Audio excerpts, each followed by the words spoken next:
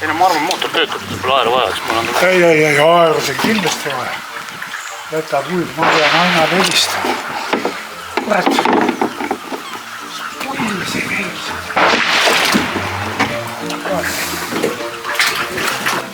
Tere Aina, kuule, me tulime mere pealt tagasi. Paadiga on siuke number 5, seal pole aeru see rohkem enam kuulis. On. Esimest kuulis, mille me praegu kalda.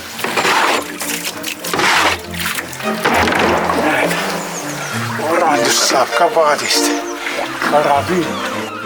Taitsa ka, õiged aerud, jah. Kus Aina oli? Läks tagasi.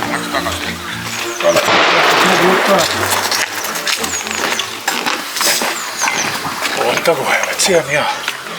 Saame. Tavaliselt inimesed mõtlevad kalamaja, see on ju Tallinnas, eks ju, linnaosa suur, nüüd hipsterite asjad ja vana kalamaja. Aga tegelikult oli kalamaja ka juba Saaremaal. Mullutu suur laht, mille ääres me oleme praegu. Siin 22. aastal 1922 Saarte kalastajate selts, kui ma täpselt mäletan, hakkas mõtlema, et Toristi on kaugel linnast Kuressaarest käia 3-4 kilomeetrit, et ehitavad siia omale kalamaja.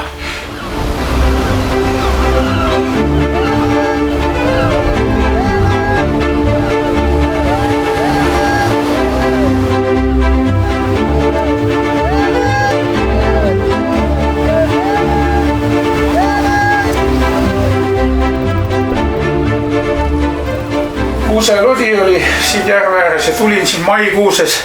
Siin oli õunapuud kasvasid ja toomingad ja oli tihedam, siin randas ma elasin.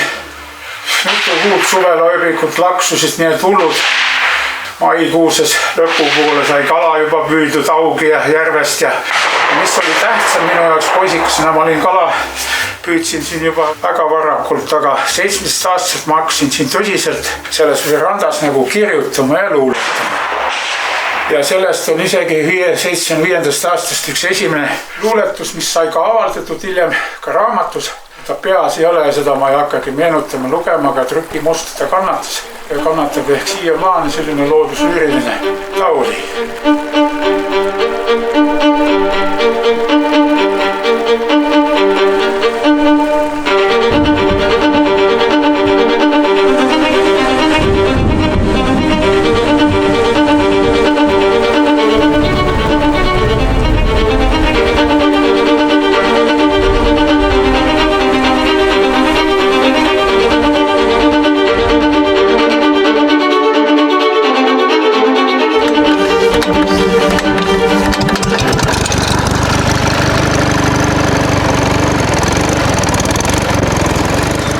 Siia randasse ma sattusin sellepärast, et meil oli korteris oli Kuressaares suht vähe ruumi, 2-toaline ja ma ei mäleta, kas mul vend oli ka seal ja siis suviti sai nagu siin oli rohkem ruumi Saarte jahimeeste seltsi kamandada see kalamaja siin oli ja siis sain nagu tänu sellele, et mul isa oli see Saaremaa jahimeeste peajahindusarendajad, sain siin selles vanas kalamajas natuke uluolust oma raamatut ja paati kasutada. Hiljem ma sain selle paati päris omanikuks, kui ma sain 18 täis ja ma püüdsin siin veel 2 aastat enne kui ma Mandrele sääret tegin.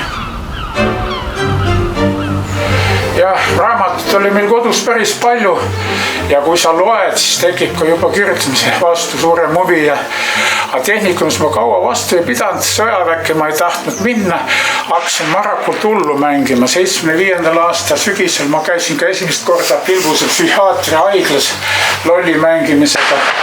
Mõned mu sõbrad tollaegne luuleti hilisem Tamme Jaanus oli seal juba ja mu sõber Boris Saabas, kes 10. klassist saadeti 10 päevaks kiirkorras sügisvaheajal viinaravile, et hiljem 10. klassi tagasi tulla ja see lõpetada 11. klassis edasi juua. Hiljem sai ka õhtukoolis käidud, kuna tehnikumist ma läksin akadeemilisele kursusele ja sinna ma jäingi.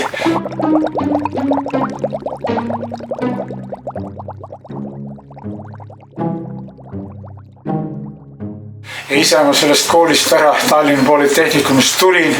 Elektronarvutid tolleaegsed ja tol ajal, mis seal salata, olin ma juba ka kärakamees, natuke siuke noor ja perspektiivikas.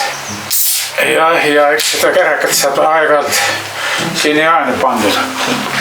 Ja see paugutamine käib nii, et see on lasketiir, seal vanasti see oli teisel pool, kus lasti need lendavad taldrikud, lendas välja, siis lasti jahipüssiga, me teiselt poolt tuli, lasti ka dupleesi.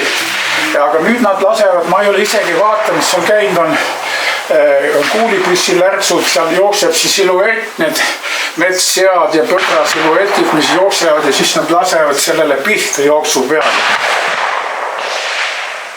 47 aastat on sellest ajast mööda läinud, kui sai siin esimene enam-vähem luuletus kirjutatud.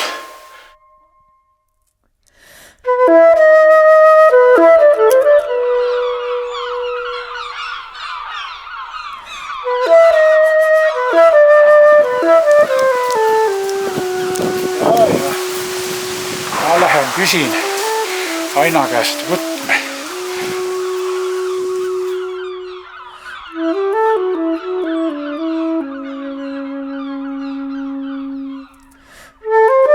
Muidugi nüüd on siin ümber ehitatud värgid, nurgatagused, duširuumid, boilerid. Tol ajal mehed jõid siin sauna eesruumis kõvasti igasugused asju ja ma tahtsin ka purju ennast juua kiiresti, aga võt ei jäänud ja siis Egiptuse konnakid, Abu Simbel või mis asjad need tol ajal olid kõik ja siis pillimehe vein oli tol ajal ja siis ma jõin veel ära kiiruga leiliruumi ees siin, kugistasin sisse siin klaasiviisi seda kanget Saaremaa õlut.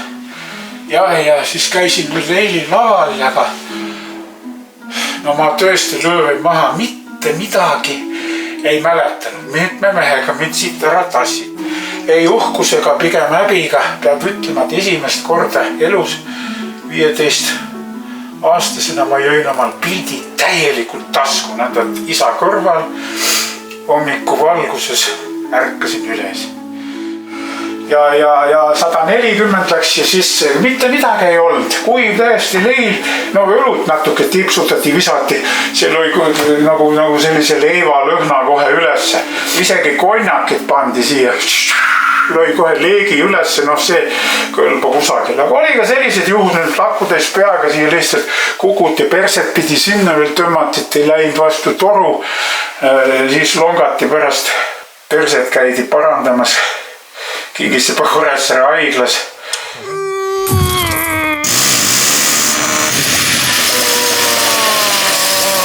Ja saun, tol ajal oli nõukogude kultuuris selline asi, et saunas joodi. Mehed jõid ja olid ja komsomolitöötajad pidasid juba oma neiukastega Eestis oli sadu saun, aga vaat see saun oli rohkem suke käraka panemise saun, nii palju kui mina mäletan. Ja minul see sauna häbiväärne lugu siin eesruumis oli jah.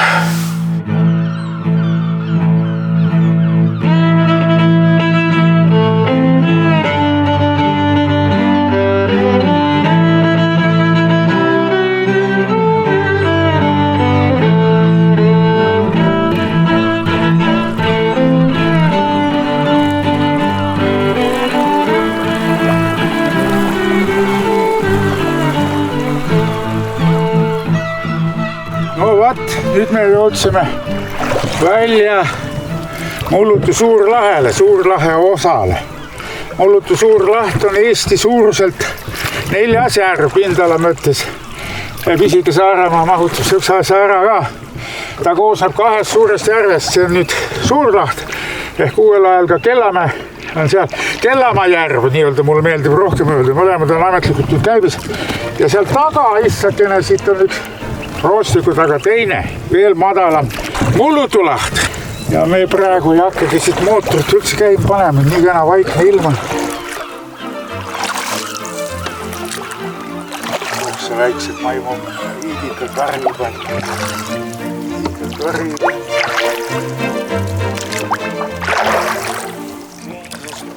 Näe, kus hakkab, näed see? Aeruvalk. Aitäh.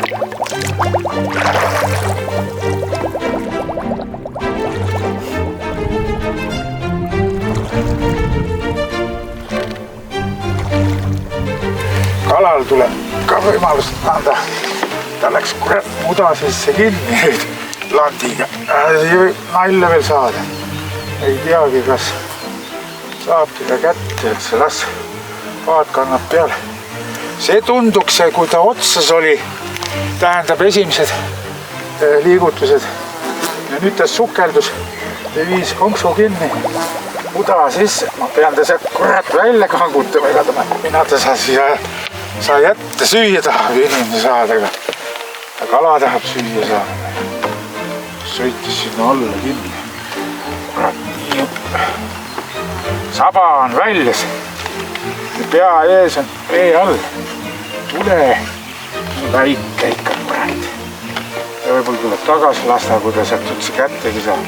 Ja viis landi sinna. Kurat, torras. Ma pean siin nüüd rahulikum olema. Sellest. Ei, see on väike. Valasti.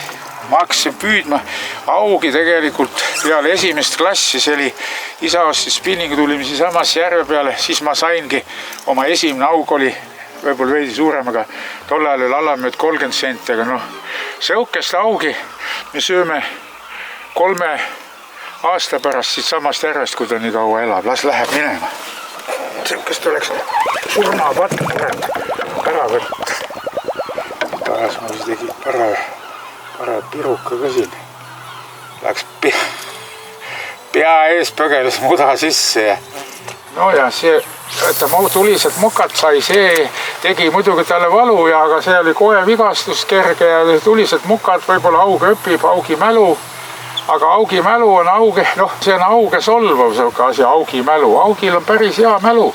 Kui ta on ikka tükk aega otsas raputanud, siis ta see päev ei võta kindlasti enam, kui ta just väga nälgas pole. Tal on stress, kaladel tekib stress ja näiteks kalapüügivõistlusega korraldatakse, toodi lossi, vallikraavi, ahvened, siis neid lasti kõigepealt seal 5 päeva vähemalt kohaneda, et stress mööda läheks ja siis kalapüügivõistlustel mõni mats ka ahvena otsa saaks rõngitseda. Minagi käisin seal võistlustel, aga jäin jänni.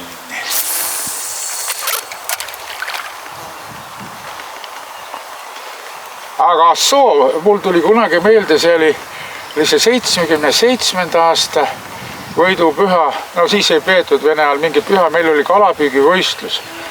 See oli 23. mai või see kurramuse juuni ja täiesti plekk, vaikne järv, mitte midagi, üks vanamees hakkas hoopis õngitsema ja siis oli 6, 7, 8 paati. Meie paat oli aeropaat, meil anti pool tundi varem start, lubati minna püügirajoonidesse või hektaritele nii ja mul oli maa, andsin aerude peal tuld ja lant lohises järgi ja siis aug oli otsas või oli see ahven ja mul paadimees sai ka augi ahven, pisik aug, mööda augi ahven. Aga mul õnnestus mingi vist viskasin landi suhu või nina alla, näedad, nii kui lant vette kukkus, kohe oli aug otsas ja kätte saime.